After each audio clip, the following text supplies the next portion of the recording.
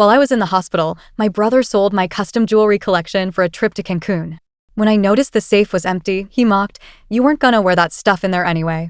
I smiled calmly, and an hour later he cried out, "I didn't know." After I showed him the engraving from Mom's final letter hidden in one of the pieces. You know how some people say you can feel it in your bones when something's wrong? I used to think that was just folks being dramatic.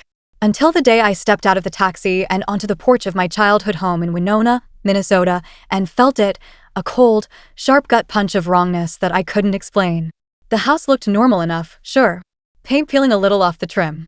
The same hanging flower baskets Dad loved, now brown and dead because no one had watered them. The sun was setting over the river, casting this beautiful golden light across everything. Should have been peaceful. It wasn't. I dragged my hospital bag up the 3 front steps, wincing with every move. 2 weeks in St. Mary's had left me feeling like a wrung-out dish rag. I had gone in for what was supposed to be a routine gallbladder surgery, but a post-op infection had turned it into a full-blown nightmare. I barely made it through. All I wanted was my bed, my tea, maybe a good cry if I was feeling ambitious. I pushed the door open, the old hinges squealing like a warning. The smell hit me first: beer, pizza grease, and cheap cologne. My stomach turned. Pete was sprawled on the living room couch, legs wide open, flipping through TV channels like he owned the place. Empty beer bottles littered the coffee table. A half-eaten sandwich sat on top of one of Dad's old photo albums. He didn't even glance up. "Hey, Jess." "You're home," he said, voice lazy. I just stood there, bag hanging off my shoulder, taking it all in. "You weren't supposed to be here," I said finally, throat dry. Pete shrugged, tossing the remote onto the couch beside him. "Figured I'd stick around. Keep an eye on the place. You know, be the responsible brother." I couldn't even muster up a fake laugh. I hated the way he said responsible, like it was some kind of joke. "Thanks for whatever this is," I said, stepping over a pile of dirty laundry to get to the stairs. "Hey, no problem," he called after me. "I even watered your sad little plants." I didn't answer. Halfway up the stairs, the feeling of wrongness slammed into me again. Harder this time. I stopped, hand on the banister. The safe. I didn't even think, I just moved. Limped, really. Straight down the hall to the small coat closet Dad had hidden the safe behind years ago. I pushed the coats aside, heart hammering so loud I could hear it in my ears. The safe looked fine at first glance. But the lock was off. Crooked, like someone had forced it. I dropped to my knees, ignoring the pain shooting up my side, and spun the dial. October 28th, 53, Mom's birthday. Same combo it always had been. The door swung open with a soft creak. Empty. Gone. Every single piece of jewelry I had ever made. Hundreds of hours of work. My tiny, personal collection, the one thing I kept after selling almost everything else to pay Dad's medical bills. Mom's silver locket. The bracelet she wore every day for 20 years. My custom pieces from when I first started crafting. Even the ugly practice ones that no one but me would ever want. Gone. I sat there, staring into the dark, empty box like it might somehow undo itself if I stared long enough. Heavy footsteps creaked on the stairs behind me. "What's up?" Pete asked, voice light. I didn't turn around. "My jewelry's gone," I said quietly. A beat of silence. Then Pete chuckled. Actually chuckled. "Oh, that stuff?" he said, like I'd asked about an old pair of socks. "Yeah, I sold it." I turned, slow, like moving through molasses. "You, what?" My voice barely made it past my lips. "Relax, Jess. You weren't gonna wear that crap in there anyway," he said, jerking his thumb toward my hospital bag. "I mean, seriously. Who needs that many weird little necklaces?" I couldn't breathe. Couldn't think. Sold it to Marco. You remember Marco, right? Runs that sketchy pawn shop in Red Wing? Got a sweet deal. Paid for my Cancun trip and then some. I just stared at him. I couldn't find words big enough to hold the rage boiling up inside me. And Pete? Pete just stood there, looking so damn proud of himself. I swallowed down the screaming. Buried it so deep it hurt. Instead, I smiled. Calm. Easy. Okay, I said softly. He blinked. Wait, that's it? You're not gonna freak out? I shook my head. No, not today. I brushed past him, ignoring his confused laugh, and walked back downstairs to the kitchen. I waited, bided my time like a coiled snake.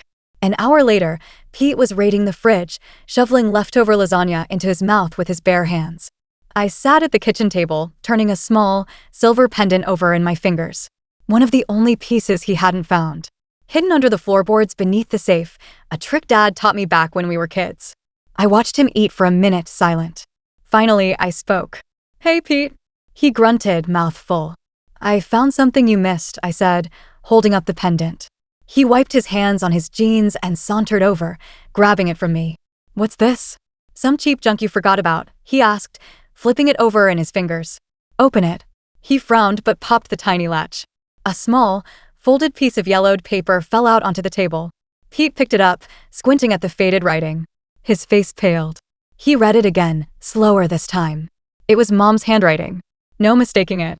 Jess, this collection is a piece of my heart. Each one of these holds a memory of you, of us, of everything good I ever had. Promise me you'll keep them safe, and when you need to remember who you are, wear them with pride. I love you, Mom. Pete's mouth opened. Closed. Opened again.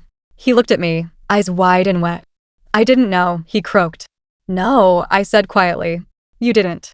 He sank into the chair across from me, clutching the pendant like it could save him. I thought it was just jewelry, Jess. I swear. I didn't know it was.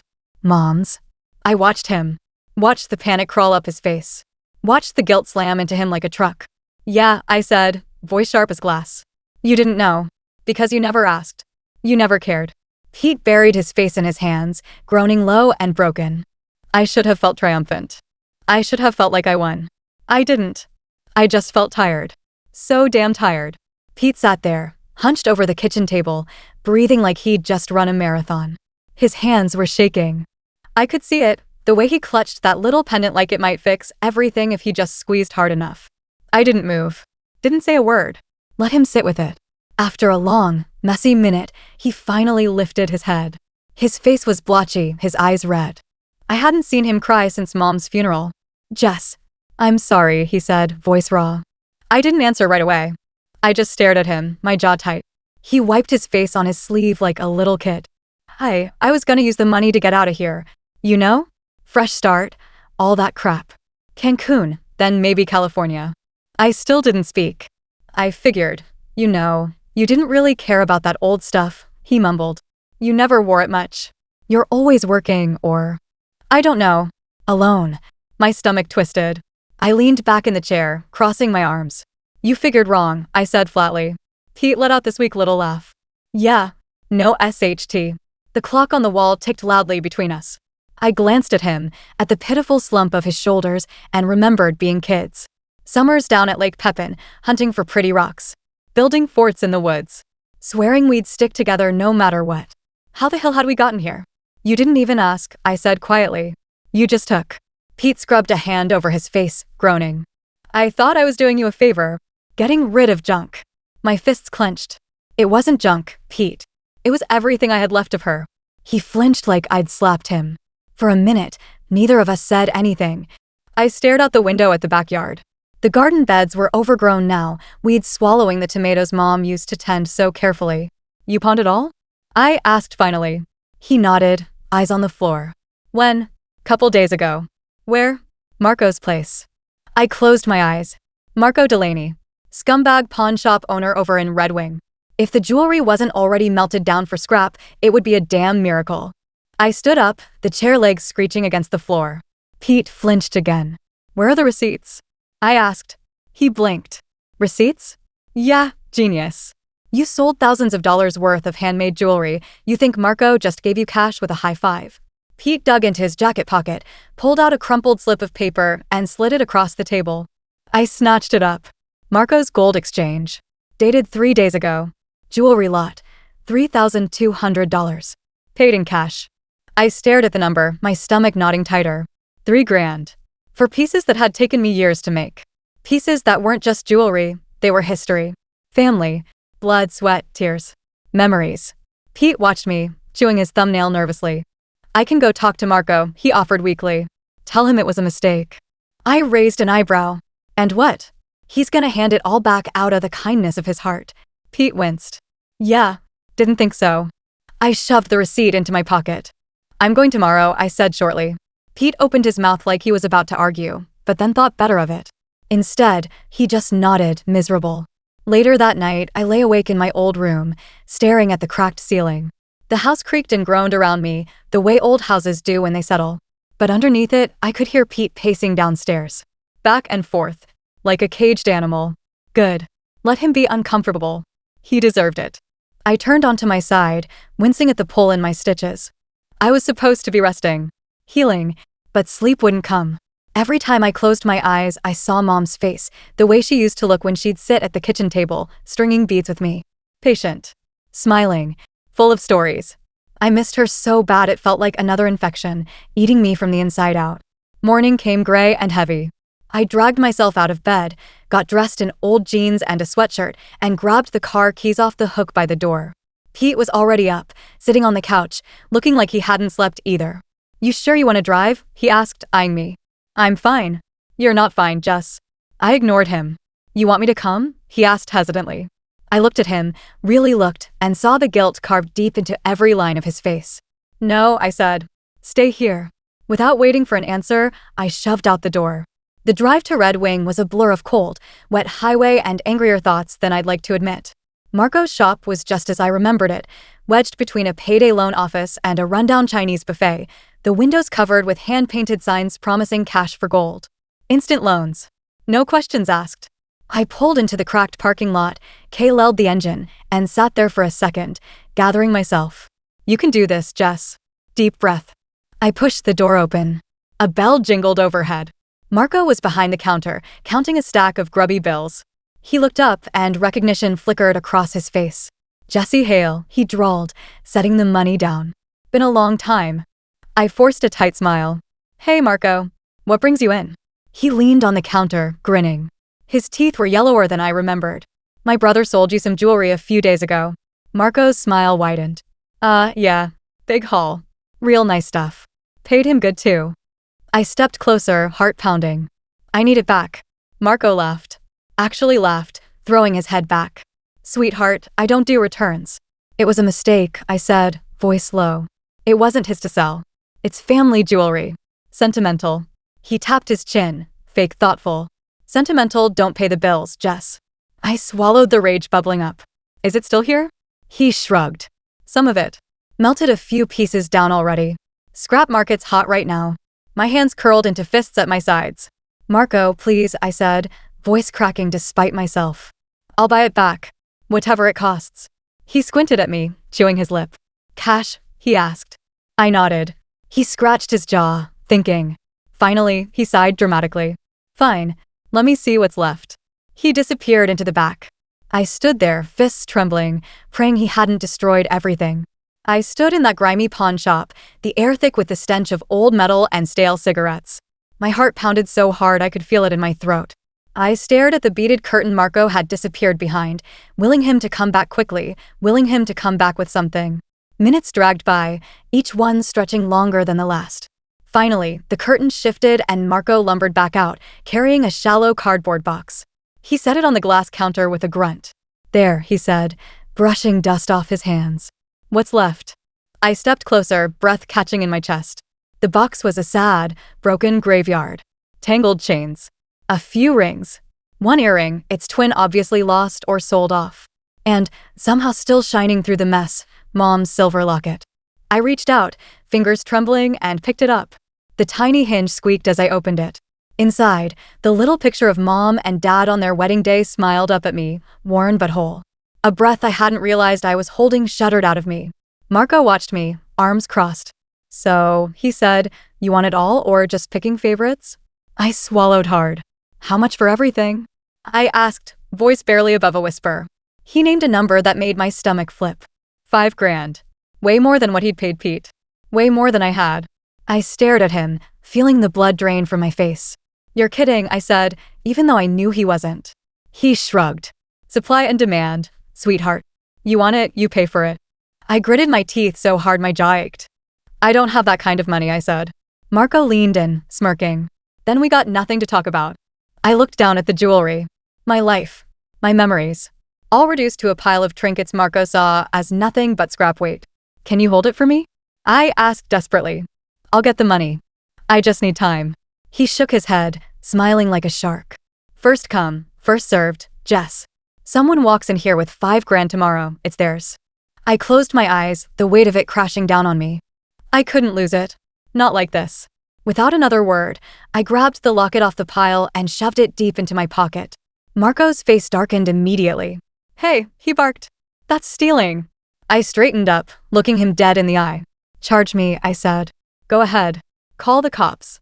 Let's see how fast they show up when they find out you've been melting down heirlooms without checking ownership. His jaw tightened. He knew it wasn't worth the risk. Not for one locket. He glared at me, breathing hard through his nose. You just made yourself an enemy, Jesse Hale, he growled.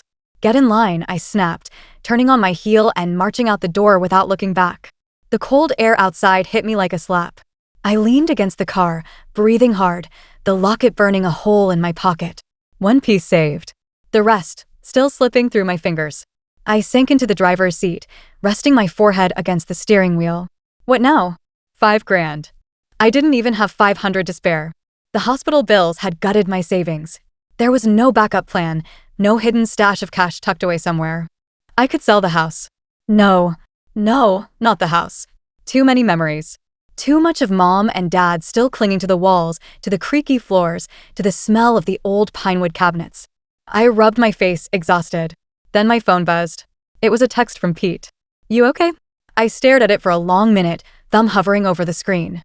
Finally, I typed back, come up with $5,000 or don't bother texting me again.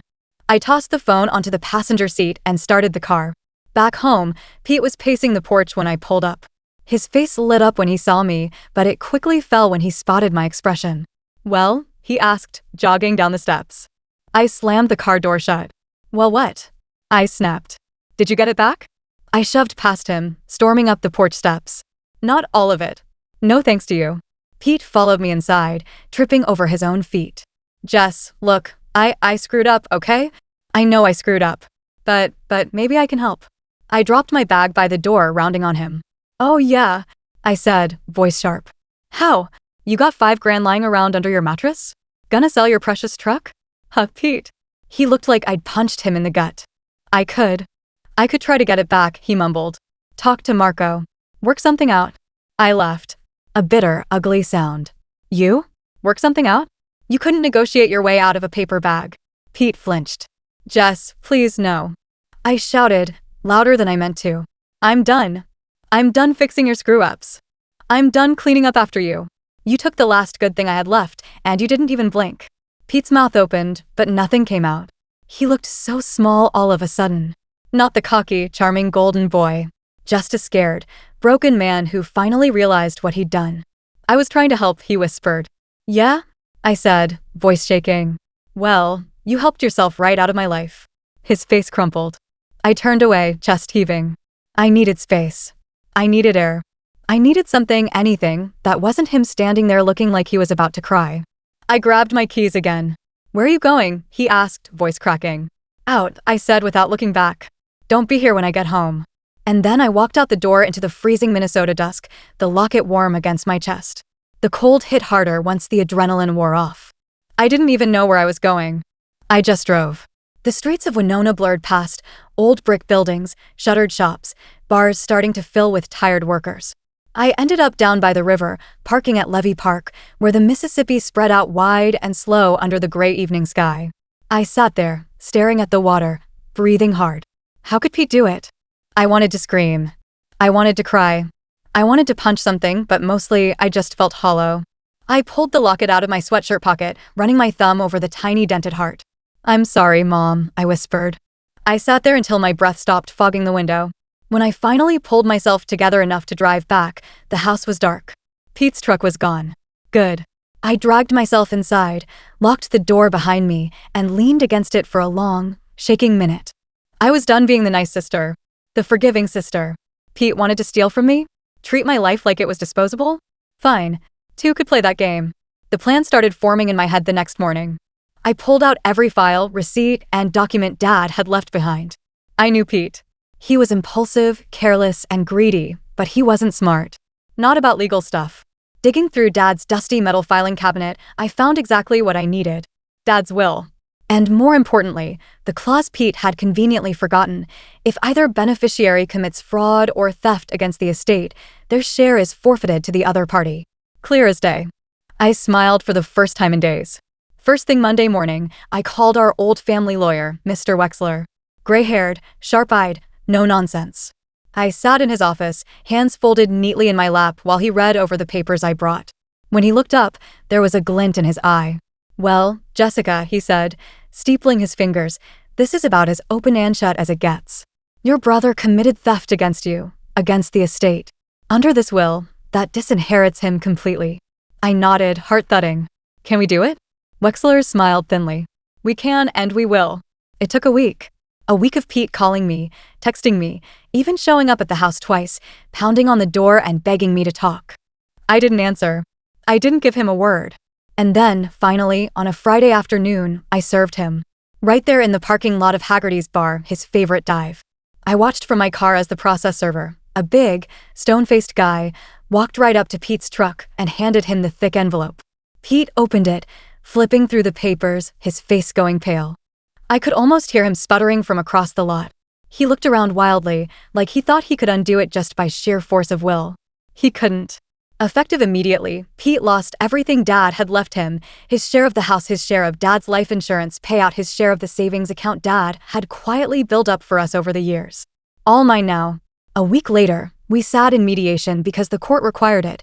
One last shot for him to make amends. I showed up in jeans and a clean sweater, looking calm. Pete showed up looking like he hadn't slept in days. The mediator, a bored-looking woman in a navy pantsuit, sat across from us with a legal pad. "Jessica," she said, "is there anything your brother could do to resolve this without going to court?" I looked straight at Pete. He looked like he was going to cry. I thought about it. Really thought. And then I said, "I'll drop the case if he buys back every last piece of jewelry for Marco, no matter what it costs. And he signs over his claim to the house." Today, Pete opened his mouth. "Shut it." The mediator raised an eyebrow. "Mr. Hale?" Pete swallowed hard. "Fine," he rasped. "Fine." 2 days later, I stood in Marco's pawn shop, watching Pete hand over a thick envelope of cash. Marco smirked but handed me a battered cardboard box. Inside were the last of my pieces. Tarnished, a little beat up, but still mine. I held the box tight against my chest, feeling like I could finally breathe again. Pete didn't say a word. Didn't even look at me. He just turned and walked out, shoulders slumped. I let him go. I spent that night at the kitchen table, polishing every piece by hand. The locket, the sea glass bracelet, the silver cuff Dad had given Mom on their 25th anniversary. Piece by piece, I brought them back to life. Not perfect, but whole, just like me. Pete left town after that. No big goodbye, no promises to do better. Just disappeared like smoke on the wind. Sometimes people don't get better. Sometimes you just have to save yourself. I still live in the house. Still sit on the porch some evenings, watching the river roll by.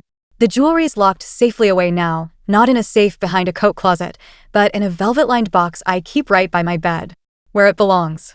And every time I run my fingers over Mom's locket, I remember, love is what you fight for. Greed is what you leave behind.